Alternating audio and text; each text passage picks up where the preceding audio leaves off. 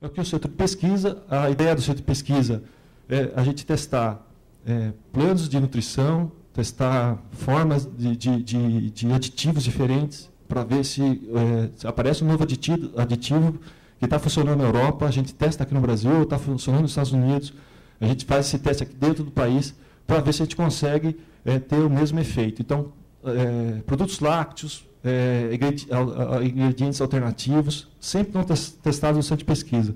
Por quê? A ideia é eu testar antes dentro do meu centro de pesquisa, ver se o produto funciona e depois ele vai entrar dentro dos produtos que chegam até vocês. Isso é muito importante para garantir qualidade.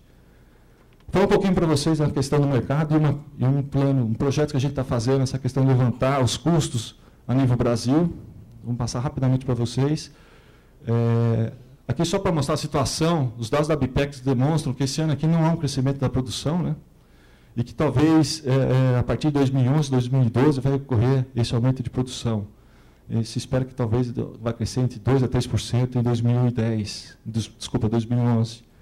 O plantel do país também está meio estabilizado no sul, não tem ampliado esse ano aqui, 2010, mas a hora que a gente vê o Mato Grosso, a gente percebe que tem um crescimento bastante significativo, né? Então, os novos projetos que a gente observa, eles estão ocorrendo no Mato Grosso e no Centro-Oeste, na verdade, né? Tem alguns projetos também na região de Goiás, mas firmemente o Mato Grosso é o estado que a gente vê que tem mais potencial de crescimento na produção de suínos agora nesses próximos anos. Outra coisa que eu queria chamar a atenção de vocês aqui, eu peguei da BIPEX ontem, reparem que a tonelada a gente tem perdido, então o preço dos suínos está razoável, ele está se mantendo, mas a gente não, uma venda reduziu em tonelada, né? Ela aumentou em 12% no valor, né? Mas ela reduziu no volume, né? E a hora que, mas o grande problema é isso aqui, ó, que a gente ainda está muito forte na venda para exportar para a Rússia, né? Então, na verdade, a gente é um país que exporta praticamente para um país, porque a gente não consegue diversificar. A gente tem que fazer, a gente não é aceito na questão de qualidade sanitária para exportar para outros países. Então, essa dependência para a Rússia é muito perigosa, principalmente a hora que você vê a perspectiva de aumento de crescimento de produção interno da Rússia. A Rússia está estimulando uma produção interna dela para se tornar autossuficiente. Na hora que você vê a tendência de compra da Rússia, que são os maiores importadores de carne suína, né? Você vê que a Rússia tem uma tendência a diminuir, porque é um projeto do governo de diminuírem a produção, tanto de, quer dizer, aumentar a produção de frango, de frango, né? De carne de porco, e impedir e diminuir essa importação. Então, a hora você vê que o melhor mercado mundial, que é o Japão, né?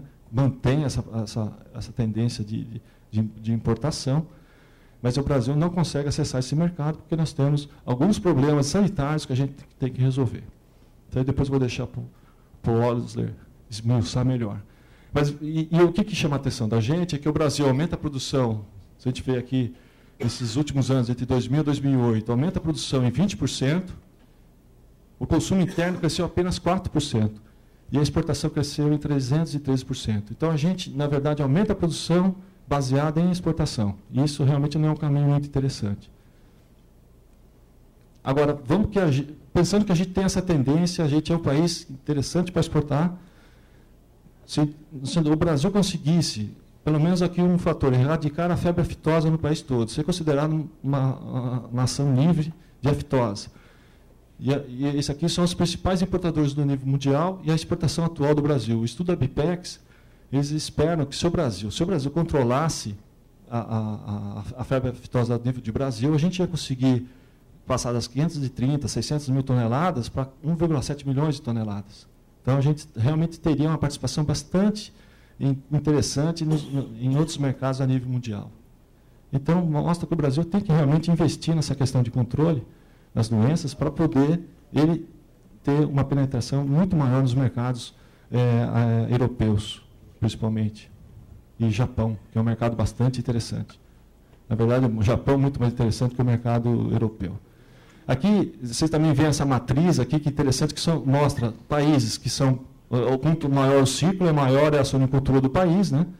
O Brasil está aqui, e aqui mostra o país que tem fatores estruturais bons e fatores políticos e sociais que permitem ter uma exportação. O Canadá está aqui na frente, porque o governo canadense subsidia a exportação do Canadá. Isso faz com que o Canadá seja bastante agressivo na questão de exportação, né?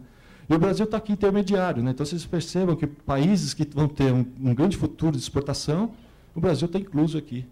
Então, realmente, além, logicamente, da comunidade europeia, os Estados Unidos, o Chile aparece aqui, né? Você vê que aqui, países como a Argentina, que tem uma estrutura muito boa de produção de grãos, não tem uma condição de exportação que nem esses países aqui.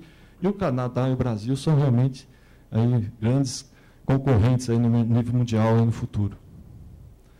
Então, eu queria mostrar aqui para vocês essa questão do boletim. A ideia da Nutron é o seguinte: pegar os preços de várias regiões e consolidar e passando para vocês. Então, os nossos funcionários têm esse acesso a esses dados, aqui é via intranet, só passar para vocês, aqui a título de curiosidade, né? Essas aqui são as regiões que estão sendo levantadas, a gente vai começar também a fazer agora o levantamento aqui do Mato Grosso. E aqui mostra a evolução da matéria-prima, dos preços das matérias-primas, principalmente aqui soja, o preço de soja nesse slide aqui. Reparem como ele caiu aqui a 2010, mas agora a tendência vai dar uma subida, né? Aqui também a evolução do preço do milho. Então, vocês reparem que a tendência dos anos, né, 2008, depois caiu para 2009, diminuindo aqui para 2010. E o custo do suíno também em várias regiões, uma tendência de estar diminuindo esse custo. Isso é resultado dessa queda dos preços do milho e da soja. Aqui são os dados que são levantados, então é passado uma planilha para os coordenadores de campo, eles preenchem essas planilhas com esses preços, então é o preço real dentro das granjas dos nossos clientes. Então aqui também o custo então, daqui dessas várias regiões do leitão desmamado de 6 quilos, então também a tendência diminuindo, aqui 2009 2010.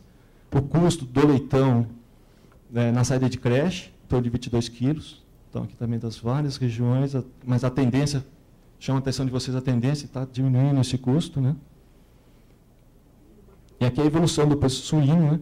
Estava ruim em 2007, cresceu em 2008, com a crise de 2009, teve uma tendência de queda, e ele começa a dar uma melhorada em 2010. Então, 2010 realmente é um ano mais interessante. Aqui a evolução também dos preços de 2007 a 2010, do boi gordo, né? Do suíno e do frango. Então, reparem que o suíno está até acompanhando aqui mais, teve uma evolução melhor aqui em 2010 do que foi em 2009, né? E o frango está se mantendo aqui num preço até que está meio ruim, né? A gente percebe que o frango não tem subido de preço, mas o suíno tem um preço um pouco melhor que o frango. E aqui a margem líquida da região, aqui a região de Minas Gerais. Então, esse gráfico aqui vermelho é o preço base, que é vendido à Bolsa de Minas Gerais, e o custo de produção da região aqui do Triângulo Mineiro. Aqui é do preço também do Paraná. Então, repare que 2009 foi meio complicado essa questão de custo e o preço de venda, mas 2010 está bastante interessante, dando aí uma margem maior. Aqui também o preço da indústria no mercado gaúcho. Estão dando uma margem mais interessante. Aqui também o preço, essa diferença aqui no mercado de Santa Catarina. Então, repare, 2009 um ano mais complicado, e esse ano aqui está sendo um ano bastante interessante.